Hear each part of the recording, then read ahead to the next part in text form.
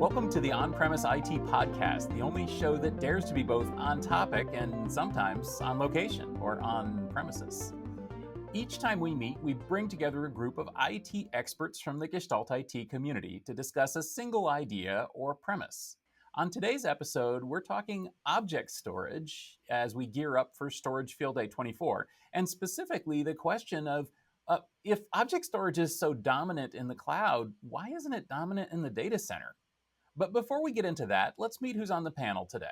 I'm Jim Czuprynski. I'm a technology advocate for Zero Defect Computing Incorporated. And you can reach me at Twitter at Jim the Y Guy. Hi, I'm Glenn Dekhayser. I am a principal architect at Equinix, and you can find me on Twitter at gdekhayser. Hello, I am Richard Kenyan. I am an infrastructure engineer at Kubrick Inc. in Buffalo, New York, and you can find me at Richard Kenyan on Twitter. And as for me, I'm Stephen Foskett, organizer of Tech Field Day and publisher of Gestalt IT. You can find me at sfoskett on most social medias. And of course, you can find me on podcasts like this one with gestaltit.com. So my career in storage goes back pretty far, but amazingly, object storage in the enterprise goes back actually even longer than I've been in storage. There were companies like FilePool and Archivist that were working on enterprise object storage a long, long time ago in a galaxy far, far away. And then these companies got bought and they moved into another part of the industry that I focused on, which was litigation readiness and archiving and control of data. And so it's not like there aren't object stores in enterprise. In fact, they predate a lot of the things that we use today in enterprise and block and file and distributed storage and so on. But they certainly aren't dominant. And then you look at the cloud and you say, well, if you're going to say cloud storage and you could only pick one synonym or one thing that comes to mind, it'd be Amazon S3. I think that's what most people would immediately jump to if you hear cloud storage. And of course, there too, there's a million different kinds of cloud storage. That's just one particular proprietary protocol, but yet it is almost synonymous with cloud storage. So what happened here? I don't know, Glenn, you want to start off with the question, where is object in the enterprise? Well, what happened, I believe, when cloud first started getting big, back, I guess, how long has Amazon now been doing S3? It was one of their first services. A lot of enterprises really wanted to get out of the data center business. They were sick of the cycles of buying hardware and saw this as a way to achieve, at first, an OpEx outcome. And so there was a big jump to this, and there was a need to get storage at mass two different ways. One, sheer capacity, having to buy a lot of disks and run them in a data center, in your own data center, power cooling, all that stuff, challenging, costly. And you also had to deal with it, right, administratively. And then also, the POSIX file system was starting to show cracks with just the sheer amount of data that certain use cases, such as archival storage, backups, images, things like that, even emails stored in file systems. These things started to break the POSIX construct that was the file folders metaphor that we all know and love. And so there was a need for a massively scalable system. And so couldn't do it on-prem because of the large hardware issue. And also people didn't really know much about this new object storage thing that was coming out. There was only a few companies that was commercially available. And so Amazon was a very comfortable place to go, I thought. So that being said, over time, people really started creating large wells of data gravity up there, and to the point where, in the early days it was in the terabytes. Now it is very far into the petabytes, and in some cases exabytes of object storage that is being consumed by some customers up in public cloud. And that there's a point that I like to talk about is when data gravity turns into a data singularity, and this is what I believe will be the tipping point in why the data center will start to see more on-prem, private, single or multi-tenant object stores. And there are some examples today. We can go into them later. I was quite impressed with the history lesson there. I'm like, I lived through most of that. Yeah, that was like, wow, that was succinctly told. So I've since I started my career in about 95 when I set my first computer on fire. I didn't know anything about file systems until like 5 to 7 years later because I was a kid. You said POSIX. I'm like, oh, I gotta dig down deep for what that is in my memory bank. So I'm the young one here.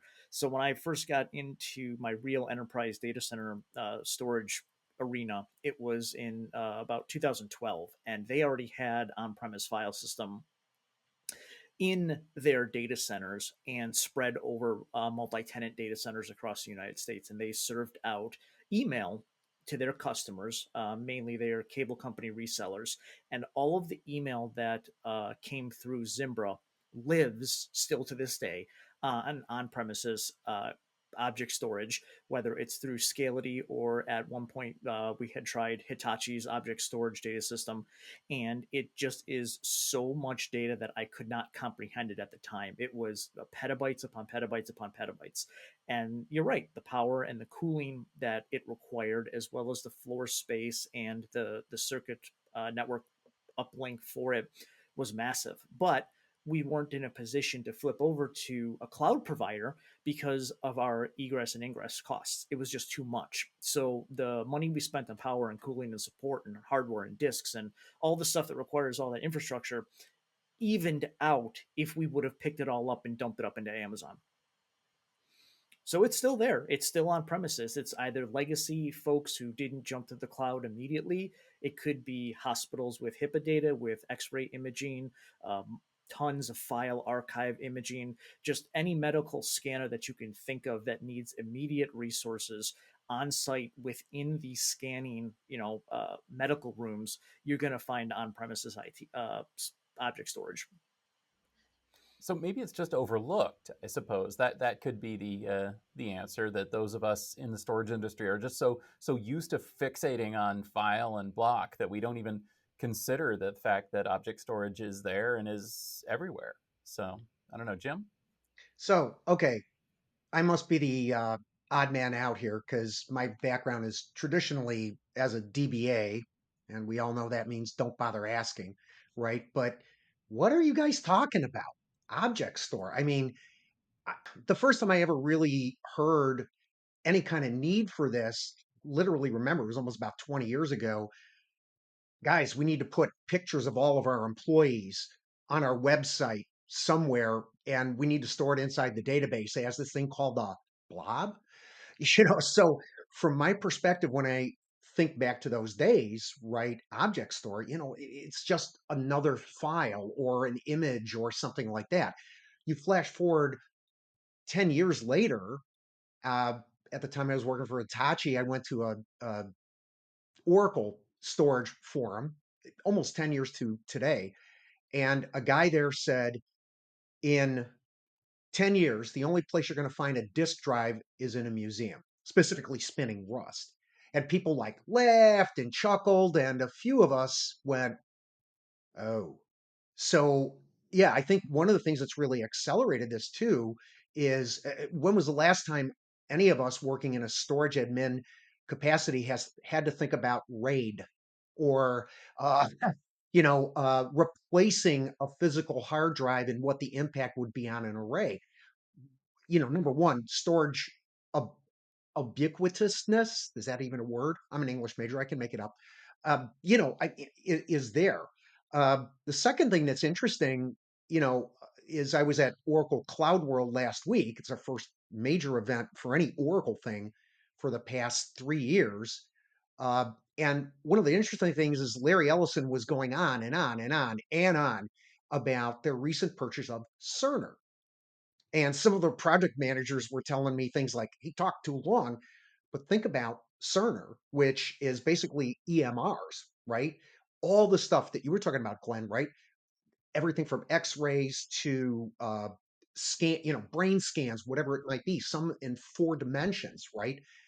This object store stuff is now going to become even more important, especially when you start looking at things like, here's a JSON file.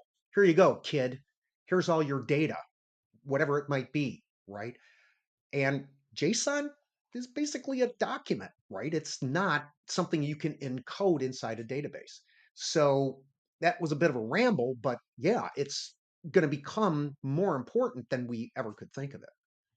Well, if you think about how, how many files an IoT device, any IoT device generates on a regular basis, right? There's no way you could store this over time in a POSIX file system, right? And so it's got to be stored into something.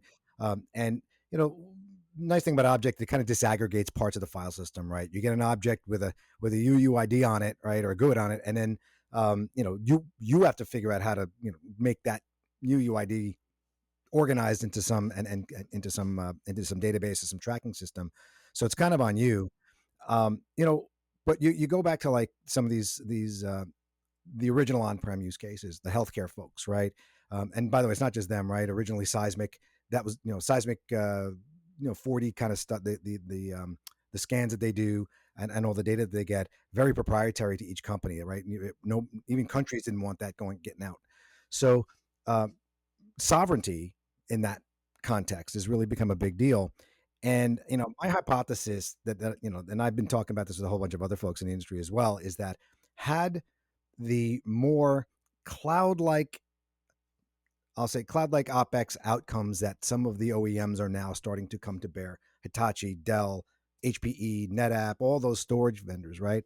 Had they had gotten religion on this earlier, perhaps 10 to 15 years ago, the question is, would companies have gone to the cloud, or would they have availed themselves of these types of options, storage as a service options, in a colo or on their own premises, right? I almost made the mistake, Stephen. Almost on prem. So would they have availed themselves of that, and would that have changed the way cloud came out? Because at the end of the day, you're finding a lot of corporations, a lot of enterprises, at least the ones that I talk to, now all of a sudden are getting about control. Before it was like, oh, I'm going to put it up to the cloud, but then the data singularity effects are starting to become evident, and they're like, well, I want to move this data. There was a client I had a couple of years ago, had 30 petabytes in Frankfurt in S3. They wanted to go take that 30 petabytes of video data and go hand it over to a new video, some service that was happened to be in Chicago, some new AI stuff that was coming around. This 2 years ago. And it was going to cost them $1 million just to get it out. That's with private internet, the lower egress costs of S3. And what they ended up doing was, well, that $1 million kind of turned the potential value of this project upside down. So they ended up not doing it. They ended up putting more video data in S3 in Frankfurt, which made the next time this decision point comes in even harder. That's the data singularity, right? Literally sucking in everything around that, even the stuff you don't want. That's when I talk about that. So that, I think, when you couple that with a recent article that many are familiar with, it shook the industry, and even Andy Jassy talked about it on the keynote at reInvent, was the $1 trillion cost paradox, Martin Casado at A16Z. I give him a lot of credit for putting stuff out there. It was a very hot take. And basically he said, in his own words, I think he actually said, you're crazy not to start in the cloud, but you're crazier to stay there. And when you couple that with the recent Basecamp announcement, you start to see there could be an inflection point in this industry where people are going to say, you know what, I got to keep my stuff under stuff I control, that I can see, that I can audit, that I can touch.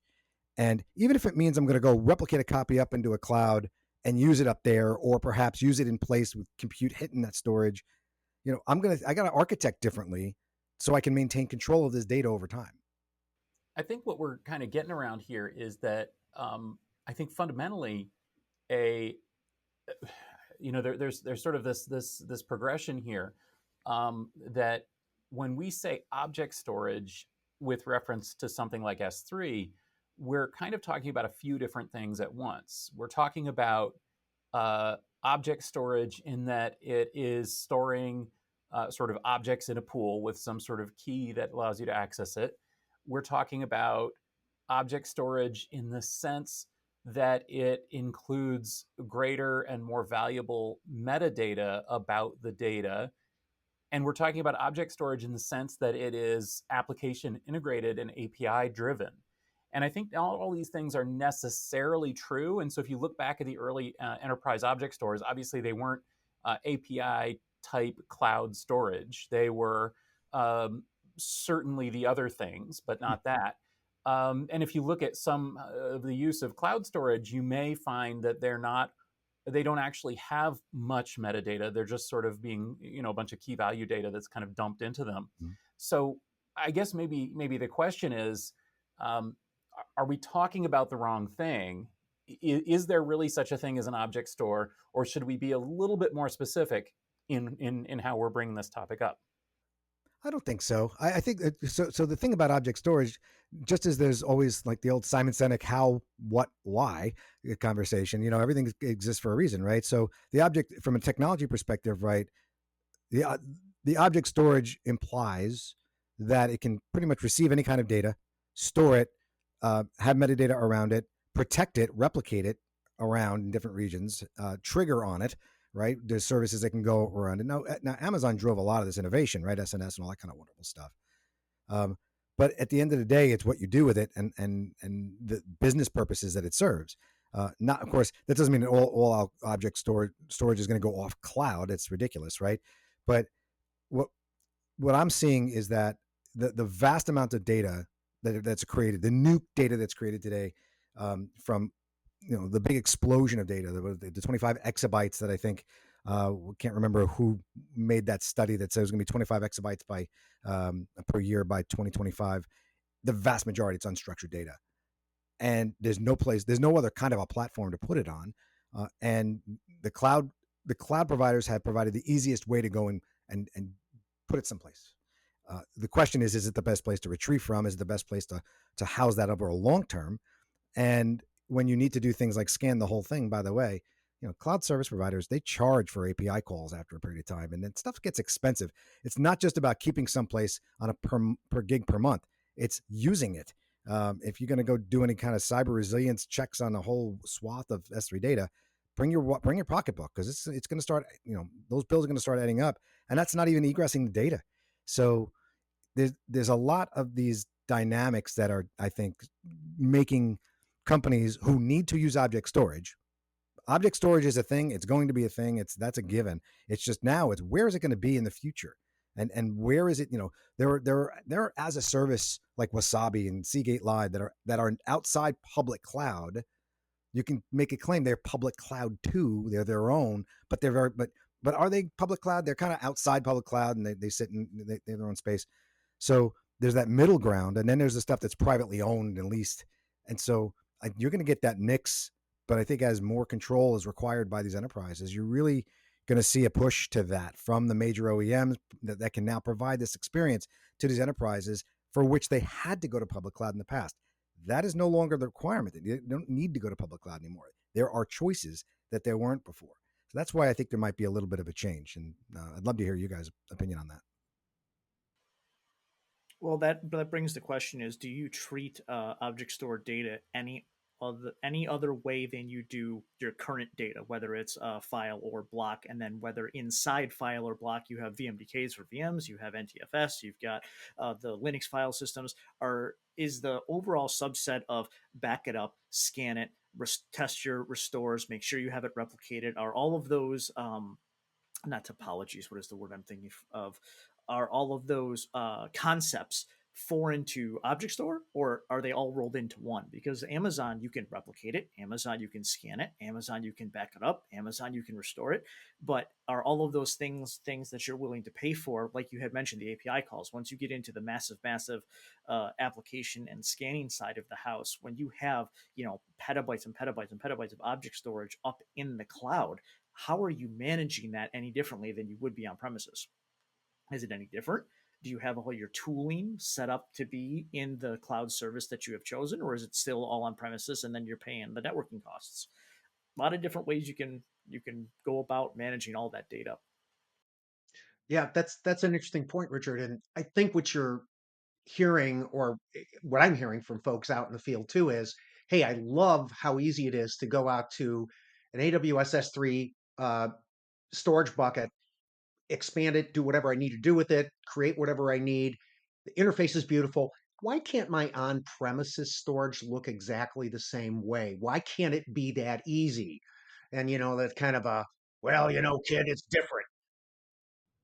Yeah, it's really funny. It's really funny, Rich, because I get a lot of what I see keep a lot of customers doing when you're dealing with cloud storage is how do I make that storage look more like the stuff I've got on prem? It's hilarious. It's like the other way. It's like, oh, I got a great S3 bucket and I got my entire S3 environment set up, and I want to put a drive letter on that. I want to put files and I want to put folders and ACLs on them. It's like, well, that's not that. It's different.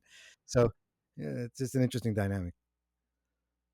Yeah, it does seem, to the both of those points, it does seem that the ubiquitous use of S3 protocol specifically and object storage in the cloud generally has led us to a strange situation where some people come in and say, this is how all storage should be. How come I have to futz around with LUNs and file systems and stuff on premises?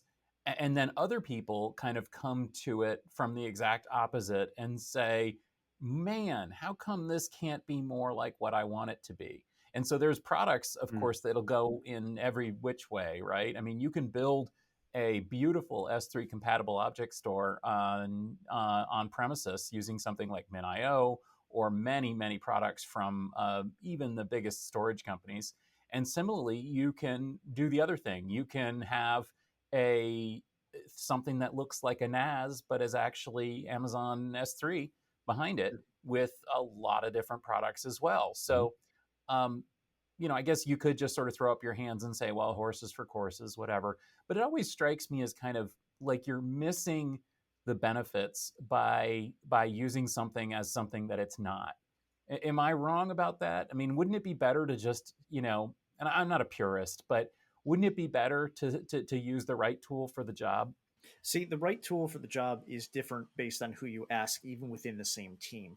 So, in my experience, it has been the architecture teams, the cloud teams, the infrastructure teams that go, okay, here's what our C-level executives would like. Here's what our accounting department would like. Let's build a solution.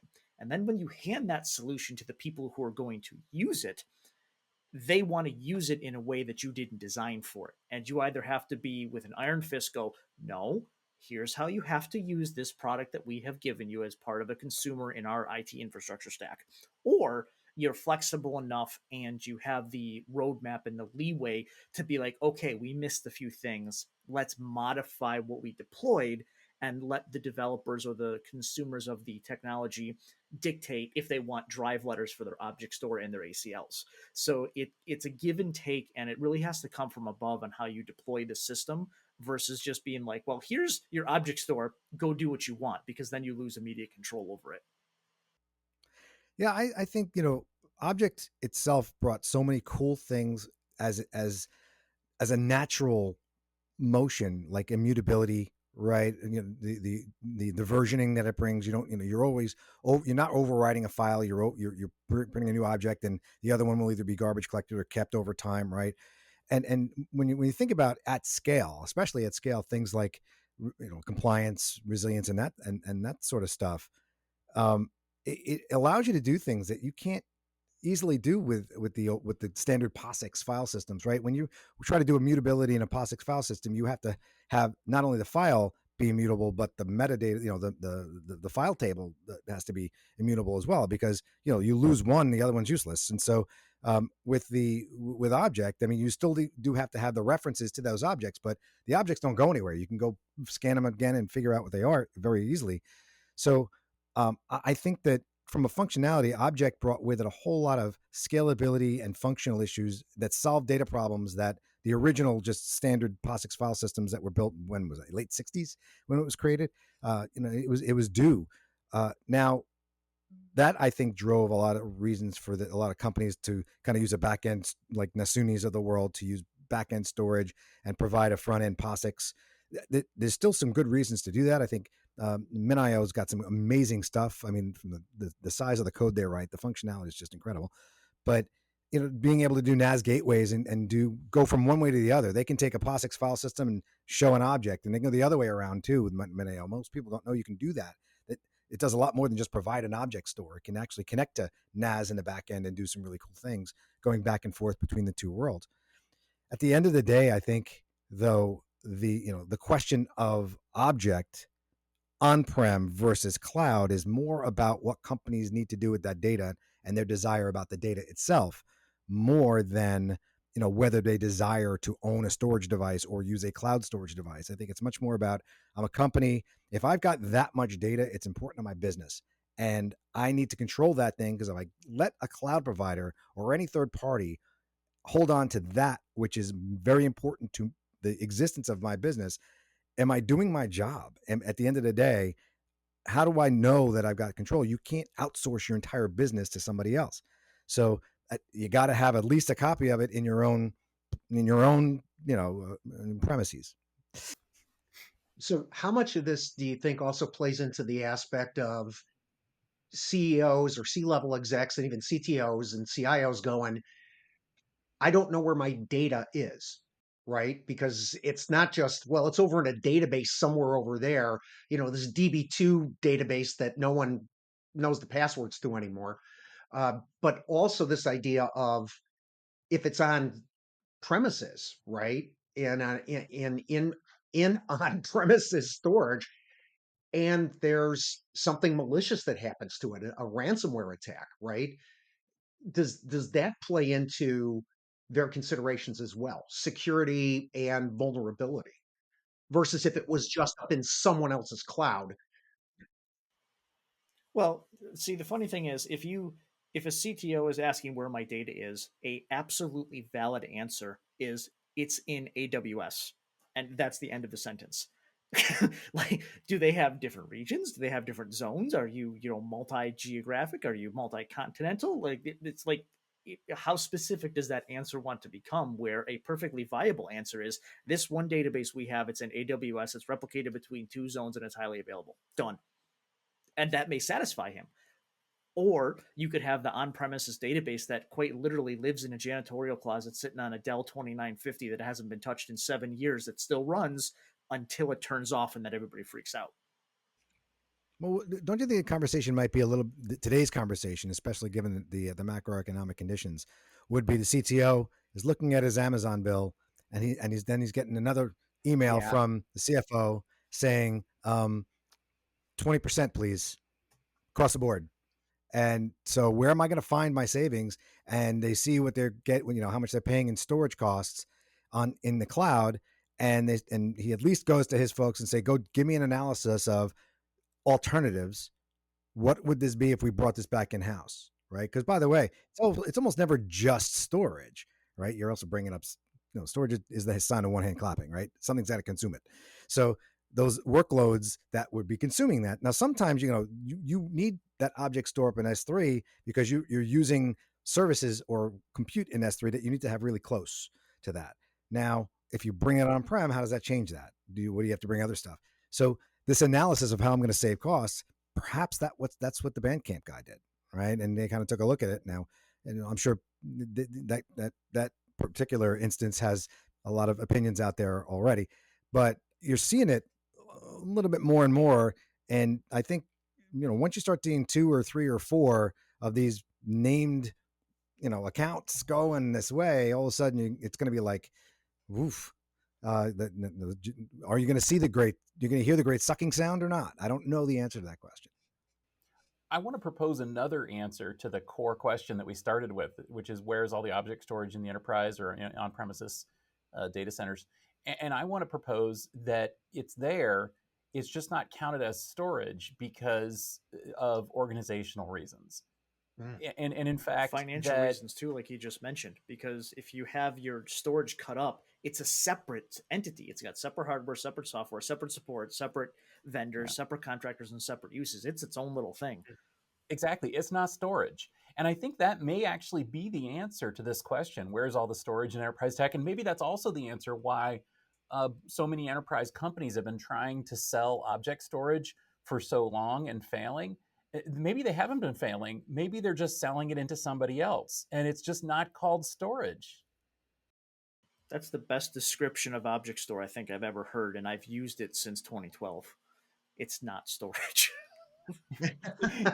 It's something else. If you say that an Oracle database is storage, which I believe it is, if you say that a litigation readiness archive is storage, which I believe it is, if you say that Amazon S3 is storage, which I definitely believe it is, then it's there. But if you say, no, no, no, no, no, the storage group manages LUNs and storage arrays and filers and that sort of thing, and the not storage group runs everything else, well, maybe that's where the object storage is.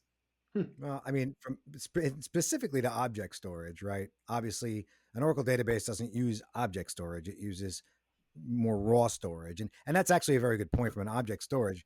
I mean, object storage, we call it object storage, and at the end of the day, everything's block. Everything is block, right? It has to sit. Object storage is software that sits on a computer that runs on a block storage system. So in some ways you can almost double count it. You wonder if IDC double counts this, right? In their how much storages are out there, right? So it's like object storage gets counted as object storage, but it could also get counted as block storage because it kind of is, right? It consumes it, just as a litigation system could consume object storage. So I'm not sure I count the litigation system itself, unless you disaggregate the system from the software for it and the storage that it uses, right? So I think the storage that it uses, right, one consumes the other. But object storage in itself, right, I think legitimately has not seen on-prem, with exceptions like universities. Universities have a ton of it. We know that, and it's been for a long time. A lot of the on-prem object has been used at universities, just as they've used GPFS and a lot of those types of Lustre type of file systems as well for that. So we know there's a ton of that out there, but in the enterprise space, no, there hasn't been that much of a need for it until I think now that analytics has really taken off. Now that AI and ML requires those large training sets, that's what's really, I think, going to drive all this. And companies are just not going to want to keep that stuff in the cloud anymore as it becomes too expensive to do that. Yeah, and when the CEO comes along and says, "Well, just too many," sort of like the emperor in Amadeus, too many files, just cut a few here and there, right? 20%, just get rid of that. We need to reduce costs. So to sum up then, where is object storage in enterprise? I think Glenn just told us. I don't know. Right. Jim, where is it? Where do you want it to be? My answer is, which spreadsheet are you looking at on the financial accounting is where the on-premises object storage is. Yeah, that was a different paradigm shift. Bravo, Stephen, for that. That was fantastic. It's not really storage; it's an accounting line. Yeah, I mean, if it's not managed by the storage group, it ain't storage, right? Yeah. No, you're exactly right. So, well, we'll see. But it's really an interesting topic, isn't it? Because truly, I think that I argued 10 years ago that everything should be object storage because it's the only kind of storage that really makes any sense, and yet here we are still provisioning block storage even in the cloud. So I guess that's life, right? But I guess that's it. So where's the object storage? Well, it's there. I think we all agree that it's there to some extent. I think we all agree that it's probably going to be there more. But at the end of the day, I think we all are realists and realize that there's probably going to be the other kind too. So that's that. On that sad note, thank you for the discussion at least. Where can we connect with you and follow your thoughts and continue this conversation, Jim? Definitely on Twitter at Jim the Y Guy. You can find me on Twitter at Dekhayser or with my full name at LinkedIn. I am also on LinkedIn at my name, but my Twitter handle is also my name. So just find me at Richard Kenyan and you'll find me somehow. And you can also find all of us at Storage Field Day. Just go to techfieldday.com. We'll all be part of Storage Field Day this week. And you can, hear these kind of conversations if this is your thing. You can also see recordings of all these Field Day presentations. Just go to techfieldday.com or YouTube/techfieldday to see those. So thanks for listening to the On-Premise IT podcast. This episode is brought to you by gestaltit.com, your home for IT coverage from across the enterprise. You can subscribe to this show in your favorite podcast application. And while you're there, please consider leaving a rating or a nice review. You should also check out some of our other podcasts there. We've got the Utilizing CXL podcast, which was just launched, as well as the weekly Gestalt IT Rundown. For show notes, go to gestaltit.com/podcast. Thanks for listening, and we'll see you next week.